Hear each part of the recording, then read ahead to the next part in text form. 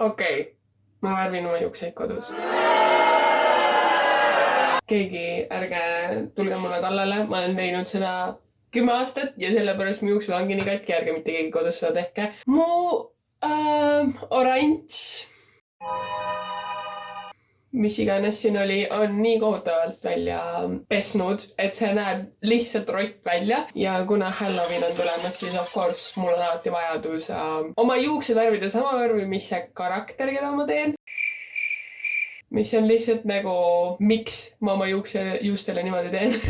Ma ei lõika oma juukseid sellepärast, et ma fucking ei oska. Aga ma ajan oma undercuti ise. So ma mõtlesin, ma vähemalt näitan seda. Ja siis me värvime oma juukseid ja vaatab, mis saab, I guess.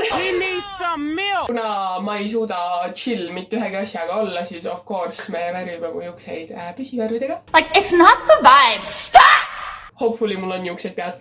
Mul on alati juuksed pärast värvimist peas, nii et it's fine. Üks asi veel.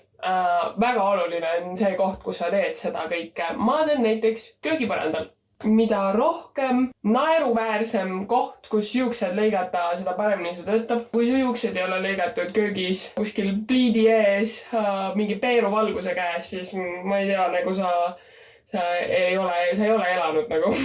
Lifehack, mis mega hästi töötab juuste värvimisel, on kokosõli ja sa määrid seda omale kõrvade ja kaela peale, et see värv kõik jääks sul mingi naha külge kinni. Sest et kokosõli maha pesta on 10 000 korda lihtsam kui ühtegi juuksevärvi. Vahet pole, kas see on püsi, pool püsi juuksevärv, see ei tule mitte kunagi maha. Aga kui see on kokosõli enne värvimist peale pandud, see ei jää isegi peale. Lifehack.